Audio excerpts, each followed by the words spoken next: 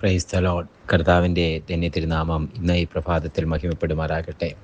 ഒരുമിച്ച് ദൈവപാദപീഠത്തിലായിരിക്കാൻ സ്വർഗത്തിലെ ദൈവം നമുക്ക് തന്നിരിക്കുന്ന നല്ല ഭാഗ്യത്തിനായി സ്തോത്രം ചെയ്യുന്നു. കർത്താവ് നമ്മെ എല്ലാവരെയും ഈ പ്രഭാതത്തിൽ അനുഗ്രഹിക്കട്ടെ. ആയുസ്സിൽ കാണാത്ത ഒരു പുതിയ പ്രഭാതം, പുത്തൻ പുലരി നമുക്ക് ദൈവം ദാനം നൽകി.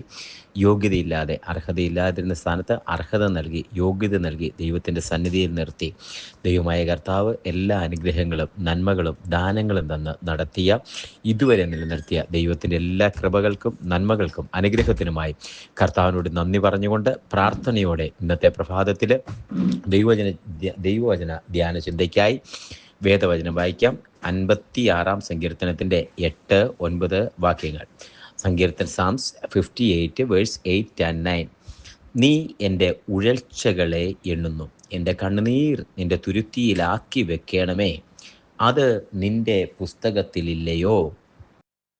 ഞാൻ വിളിച്ചപേക്ഷിക്കുമ്പോൾ തന്നെ എൻ്റെ ശത്രുക്കൾ പിന്തിരിയുന്നു, ദൈവം എനിക്ക് അനുകൂലമെന്ന് ഞാൻ അറിയുന്നു. ഹല്ലേലൂയ.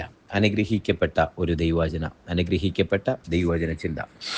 ഇനി വചനത്തെക്കുറിച്ച് നമുക്ക് ഈ വചനവുമായിട്ട് ബന്ധപ്പെട്ട് വചനം വായിക്കുമ്പോൾ തന്നെ അതിനകത്ത് എഴുതിയിരിക്കുന്നൊരു വാക്കുണ്ട്, നീ എൻ്റെ ഉഴൽച്ചകളെ എണ്ണുന്നു. 2, എൻ്റെ കണ്ണുനീർ തുരുത്തിയിലാക്കി വെക്കണമേ, അത് നിൻ്റെ പുസ്തകത്തിൽ ഇല്ലയോ? ഒരു 3 വാക്കുകളാണ് 8ാമത്തെ വചനത്തിനകത്തുള്ളത്.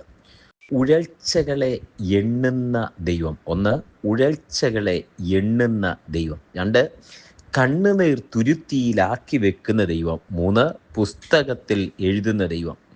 അതിനുശേഷമുള്ള വാക്ക് പറഞ്ഞ്, ഞാൻ വിളിച്ചപേക്ഷിക്കുമ്പോൾ തന്നെ എൻ്റെ ശത്രുക്കൾ പിന്തിരിയുന്നു, ദൈവം എനിക്ക് അനുകൂലമെന്ന് ഞാൻ അറിയുന്നു. ഹല്ലേലൂയ. ഈ വചനം ഒന്ന് ശ്രദ്ധിക്കുമ്പോൾ, നീ എൻ്റെ ഉഴൽച്ചകളെ എണ്ണുന്നു. വാക്ക് ശ്രദ്ധിക്കണേ. ഉഴൽച്ചകളെ എണ്ണുന്നു. ദൈവം തമ്പുരാൻ ഉഴൽച്ചകളെ എണ്ണുന്നു. എന്താ ഉഴൽച്ച എന്ന് പറഞ്ഞാൽ നമ്മൾ ഈ നാടൻ ഭാഷയിലൊക്കെ പറയും അലച്ചില്, ഉഴന്ന് നടക്കുക എന്നൊക്കെ പറയും. ഈ ഒരു കാര്യത്തിന് പോയിട്ട് ആ കാര്യം നടക്കാതെ വരുമ്പം വെറുതെ അലഞ്ഞു, ഉഴന്നുപോയി, ഉഴൽച്ച ഉണ്ടായി എന്ന് പറയും.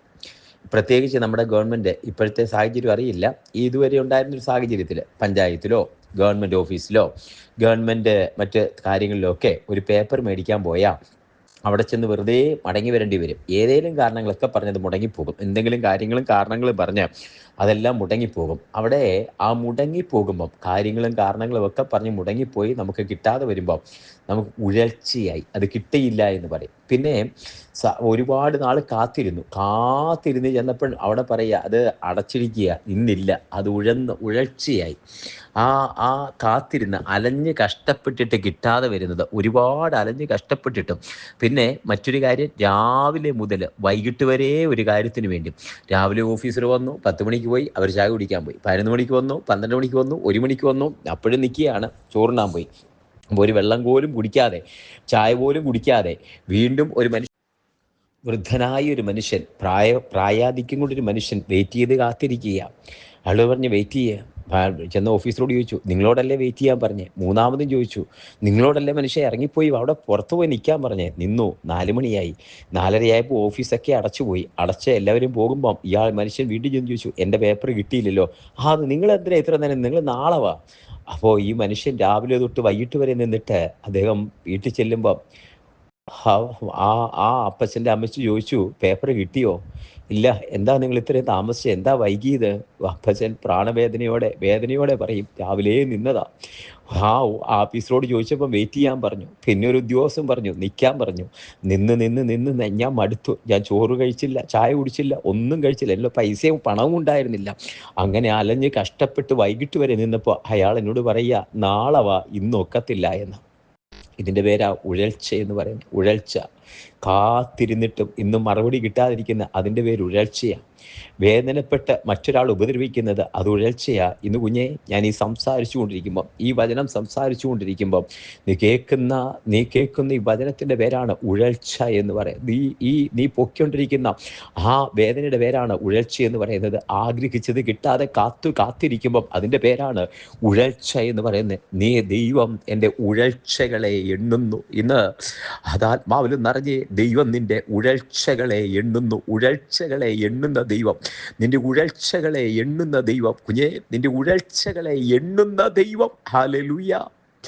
നീ എത്ര നേരം നിന്നുവെന്ന്, എത്ര നേരം കാൽ കഴിച്ചുവെന്ന്, എത്ര ആളുകൾ നിന്നോട് മാറി നിൽക്കാൻ പറഞ്ഞുവെന്ന്, എത്ര ആളുകൾ നിന്നെ മാറ്റി നിർത്തിയെന്ന്, അതിൻ്റെ പേരാ ഉഴൽച്ചകളെ എണ്ണുന്ന ദൈവം. യഹോവ നിന്റെ ഉഴൽച്ചകളെ എണ്ണുന്നു. ഹല്ലേലൂയ. ഉഴൽച്ചകളെ എണ്ണുന്ന ദൈവം. ദൈവം നമ്മുടെ ഉഴൽച്ചകളെ എണ്ണുന്നു. നീ വേദനിക്കപ്പെട്ടത്, നിന്നെ മാറ്റി നിർത്തപ്പെട്ടത്, നീ നിന്ന സ്ഥലത്ത് നിന്ന് മാറ്റി നിർത്തിയത്, നിന്നെ ഒഴിവാക്കിയത്, നിന്നെ ഒറ്റപ്പെട്ട സ്ഥലത്തേക്ക് മാറ്റി നിർത്തിയത്, നിന്നെ ആർക്കും വേണ്ടെന്ന് പറഞ്ഞത്, നിന്നെ കഴിവുകെട്ടവനാണെന്ന് പറഞ്ഞ് നീ മാറ്റി നിർത്തിയത്, നിന്നെ ഒന്നിനും കൊള്ളാത്തവനെന്ന് പറഞ്ഞ് മാറ്റി നിർത്തിയത്, നീ കയറി ചെന്നപ്പോൾ നിനക്ക് അർഹതയില്ലെന്ന് പറഞ്ഞത്, നിനക്ക് കിട്ടേണ്ട ആ ആ ആ ആ വസ്തു വകകൾ, നിന്റെ അവകാശപ്പെട്ട ഓഹരികൾ അത് തരാതെ അത് പിടിച്ചു വെച്ചത്, മാറ്റിവെച്ചത്, നിന്റെ കഴിവിനും നിന്റെ പ്രാപ്തിക്കും നിന്റെ ബലഹീനത നോക്കി നിന്നെ ഉപദ്രവിച്ചത്, ഇത് നോക്കിയിട്ട് സ്വർഗം പറയുക, യഹോവ നിന്റെ ഉഴൽച്ചകളെ എണ്ണുന്നു. കുഞ്ഞേ, കർത്താവ് നിന്റെ ഉഴൽച്ചകളെ എണ്ണുന്നു. ഇന്ന് പ്രഭാതത്തിൽ നീ ഒന്ന് തിരിച്ചറിഞ്ഞേ, ദൈവം നിന്റെ ഉഴൽച്ചകളെ എണ്ണുകയാ. ദൈവം നിന്റെ ഉഴൽച്ചകളെ എണ്ണുകയാ. ദൈവം നിന്റെ ഉഴൽച്ചകളെ എണ്ണുകയാ. ഹല്ലേലൂയ. കർത്താവ് നിന്റെ ഉഴൽച്ചകളെ എണ്ണുന്നു. ഹല്ലേലൂയ. ഇന്ന് പ്രഭാതത്തിൽ വിശ്വസിച്ചേ, ദൈവം നിന്റെ ഉഴൽച്ചകളെ എണ്ണുകയാ.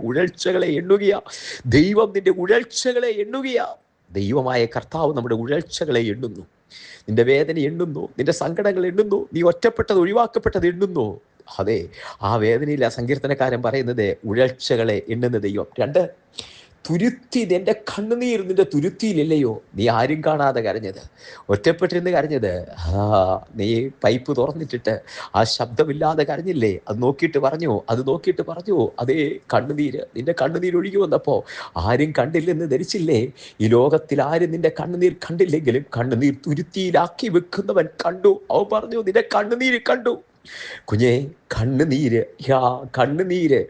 അത് ടെസ്റ്റ് ചെയ്യുന്ന ഒരിടമുണ്ട്. ലോകത്തിൽ നീ ഇറങ്ങിപ്പോകുന്ന വഴിക്കൊക്കെ കാണാം. നിന്റെ രക്തം ടെസ്റ്റ് ചെയ്യും, ബ്ലഡ് ടെസ്റ്റ് ചെയ്യും, യൂറിൻ ടെസ്റ്റ് ചെയ്യും, സ്റ്റൂള് ടെസ്റ്റ് ചെയ്യും, ഇപ്പോൾ പുതിയതായിട്ട് സ്വാബ് ടെസ്റ്റ് ചെയ്യും, ബാക്കി എല്ലാ ടെസ്റ്റിങ്ങും ഉണ്ട്. എവിടെയെങ്കിലും ഒരു ബോർഡ് ലാബിൽ കണ്ടിട്ടുണ്ടോ കണ്ണുനീര് ടെസ്റ്റ് ചെയ്യുമെന്ന്? ലാബിലില്ല. കണ്ണുനീര് ടെസ്റ്റ് ചെയ്യുന്ന ലാബില്ല. പക്ഷെ ഇന്ന് ഈ വചനം കേൾക്കുമ്പോൾ കണ്ണുനീര് വെച്ച് ടെസ്റ്റ് ചെയ്യുന്ന ലാബ് നിനക്കായി ഉയരത്തിലുണ്ട്. ഹന്നയുടെ കണ്ണിൽ നിന്ന് വീഴുന്ന കണ്ണുനീര് എന്തിനു വേണ്ടിയാണെന്ന് അറിയുന്ന, യാക്കോബിന്റെ കണ്ണിൽ നിന്ന് വീഴുന്ന കണ്ണുനീര്, ജോസഫിന്റെ കണ്ണിൽ നിന്ന് വീഴുന്ന കണ്ണുനീര് എന്തിനു വേണ്ടിയാണെന്ന് അതേ ടെസ്റ്റ് ചെയ്ത് നോക്കി, ടെസ്റ്റ് ട്യൂബിൽ വെച്ച് ടെസ്റ്റ് ചെയ്ത് നോക്കുന്ന ഒരിടമുണ്ട്. അതാ ഗിലിയാദ്, അതാ സ്വർഗം. നിന്റെ കണ്ണുനീര് നിന്റെ തുരുത്തിയിലില്ലയോ? തുരുത്തിയിലാക്കി വെച്ച് അത് അളന്നെടുക്കുക മാത്രമല്ല, അത് ടെസ്റ്റ് ചെയ്ത് എന്തിനു വേണ്ടി വീണു എന്ന് നോക്കുന്ന ഒരിടം നിനക്ക് വേണ്ടിയുണ്ട്, സ്വർഗത്തിലുണ്ട്. ഹല്ലേലൂയ. കണ്ണുനീർ വീണ്, കണ്ണുനീർ അളക്കുന്ന, കണ്ണുനീർ നോക്കുന്ന, കണ്ണുനീർ ടെസ്റ്റ് ചെയ്യുന്ന ഇടമുണ്ട്. 3, അത് നിന്റെ പുസ്തകത്തിലില്ലയോ? ആ പുസ്തകത്തിന്റെ പേര് ഓർമ്മയുടെ പുസ്തകമെന്ന. അതിനകത്ത് എഴുതിയിട്ടുണ്ട്, നീ ചെയ്തത് ലോകം മുഴുവൻ മറന്നുപോയാലും, നിന്റെ വേദന എല്ലാവരും മറന്നുപോയാലും, ഈ 40-ാം അധ്യായം അവസാനം വാക്യം ഇങ്ങനൊരു വാക്കുണ്ട്, എങ്കിലും പാനപാത്രവാഹകനോ ജോസഫിനെ ഓർക്കാതെ മറന്നുപോയി. ലോകം മുഴുവൻ ഓർക്കാതെ മറന്നു പോകുമ്പോൾ നിന്നെ ഓർക്കുന്ന ഒരിടമുണ്ട്. നിന്നെ ഓർക്കുന്ന എല്ലാവരും ഓർക്കാതെ മറന്നു പോകുമ്പോൾ, നിലവൃത്താന്ത പുസ്തകം ഓർക്കാതെ മറന്നു പോകുമ്പോൾ, ലോകത്തുള്ള രാജാവും അതേ പാനപാത്രവാഹകനും രാജാവും സഹോദരന്മാരും അപ്പനും അമ്മയും മറന്നു പോകുമ്പോൾ നിന്നെ മറക്കാത്തൊരിടമുണ്ട്. അത് സ്വർഗം. മറക്കാത്ത ഒരുവനുണ്ട്. അതാ ആ ദൈവം, ഉടയവനായ ദൈവം, സൃഷ്ടിതാവായ ദൈവം, നിന്നെ ഉള്ളംകരത്തിൽ വരച്ചിരിക്കുന്ന ദൈവം. നിന്നെ മറക്കാത്ത ഒരുവനുണ്ട്, മാറാത്ത ഒരുവനുണ്ട്. ആ ദൈവത്തെയാണ് ഈ പ്രഭാതത്തിൽ വിളിച്ചപേക്ഷിക്കുന്നത്. ആ ദൈവത്തെക്കുറിച്ച് ഈ ഭക്തൻ പറയുന്ന വാക്ക് കേട്ടോ, ഞാൻ വിളിച്ചപേക്ഷിക്കുമ്പോൾ തന്നെ എൻ്റെ ശത്രുക്കൾ പിന്തിരിയുന്നു. ആരാ ഈ വ്യക്തി എന്നറിയാമോ? ഒരു ഭക്തനായ വ്യക്തി. എൻ്റെ ഉഴൽച്ചകളെ എണ്ണുന്നു. ഒരു ഐഡന്റിഫിക്കേഷനാ, തിരിച്ചറിവ് പറയാ. എൻ്റെ ഉഴൽച്ചകളെ എണ്ണുന്നു, എൻ്റെ കണ്ണുനീര് നിന്റെ തുരുത്തിയിലാക്കി വെക്കുന്നു. അത് ഓർമ്മയുടെ പുസ്തകത്തിൽ എഴുതിയിരിക്കുന്നു. എന്നിട്ട് ഞാൻ വിളിച്ചപേക്ഷിക്കുമ്പോൾ തന്നെ എൻ്റെ ശത്രുക്കൾ പിന്തിരിയുന്നു. ദൈവം എനിക്ക് അനുകൂലമെന്ന് ഞാൻ അറിയുന്നു. ഇന്ന് കുഞ്ഞെ, ഒന്ന് നീ അറിഞ്ഞേ, നിന്റെ ദൈവം നിനക്ക് അനുകൂലമാണ്. ലോകത്തിൽ ആരൊക്കെ എതിരെ എങ്ങനെയൊക്കെ നിന്നാലും നിന്റെ ദൈവം നിനക്ക് അനുകൂലമാണ്. അതേ ദൈവം നിനക്ക് അനുകൂലമാണ്. ഹല്ലേലൂയ. ആ ദൈവം നിനക്ക് അനുകൂലമാണ്. ദൈവരങ്ങളിലേക്ക് ദൈവത്തിലേക്ക് സമർപ്പിക്കാം, ഒരുമിച്ച് പ്രാർത്ഥിക്കാം. ദൈവം നിനക്ക് അനുകൂലമാ. ഉഴൽച്ചകളെ എണ്ണുന്ന, കണ്ണുനീർ തുരുത്തിയിലാക്കുന്ന, അപ്പോൾ തന്നെ ഓർമ്മയുടെ പുസ്തകത്തിൽ നിന്നെക്കുറിച്ച് എഴുതിയിരിക്കുന്ന, നിന്റെ പ്രവൃത്തിയെക്കുറിച്ച് എഴുതിയിരിക്കുന്ന, വിളിച്ചപേക്ഷിക്കുമ്പോൾ തന്നെ ഉത്തരമരളുന്ന, അതേ നിനക്ക് അനുകൂലമായി നിൽക്കുന്നു. ദൈവം നിനക്ക് അനുകൂലമായി നിൽക്കുന്നു. ദൈവങ്ങളിലേക്ക് സമർപ്പിക്കാം, പ്രാർത്ഥിക്കാം. സ്വർഗീയ കർത്താവേ, ജനത്തെ അനുഗ്രഹിച്ച് പ്രാർത്ഥിക്കുന്നു. വചനം കേൾക്കുന്ന എല്ലാവരെയും അങ്ങയുടെ നാമത്തിൽ അനുഗ്രഹിച്ച് പ്രാർത്ഥിക്കുന്നു. യഹോവ കൂടിയിരിക്കുന്നതിനായി നന്ദി പറയുന്നു. തൃക്കരങ്ങളിൽ സമർപ്പിക്കുന്നു. അവിടുത്തെ കരം കൂടിയിരിക്കും. ജനത്തെ അനുഗ്രഹിക്കുന്നു. കണ്ണുനീരാളന്ന് തുരുത്തിയിലാക്കി ടെസ്റ്റ് ചെയ്ത് ഉത്തരവരുള്ളത് ദൈവം കൂടെയുള്ളതിനായി നന്ദി. ഒന്നറിയുന്നു, ദൈവം ഞങ്ങൾക്ക് അനുകൂലമാണ്. ഈ സന്ദേശം കേൾക്കുന്ന എല്ലാവരെയും ദൈവം അനുകൂലമെന്ന് ഒന്നുകൂടെ പറഞ്ഞ് ഉറപ്പിക്കുന്നു. അത് അങ്ങനെ തന്നെ ആയിരിക്കാൻ സ്തോത്രം. തൃക്കരങ്ങളിൽ സമർപ്പിക്കുന്നു. പ്രാർത്ഥന കേട്ടിരിക്കാൻ സ്തോത്രം. എല്ലാ മാനവമോഹത്തോടെ എടുക്കും യേശുവിൻ നാമത്തിൽ തന്നെ. ആമേൻ, ആമേൻ, ആമേൻ. കർത്താവ് എല്ലാവരെയും അനുഗ്രഹിക്കട്ടെ. ദൈവം കൂടിയിരിക്കട്ടെ. God bless you. നാളെ നമുക്ക് വീണ്ടും കാണാം. അതുവരെ കർത്താവിൻ്റെ വിശാലമേറിയ ചെറുകടിയിൽ നമ്മൾ മറക്കപ്പെടട്ടെ. Thank you so much.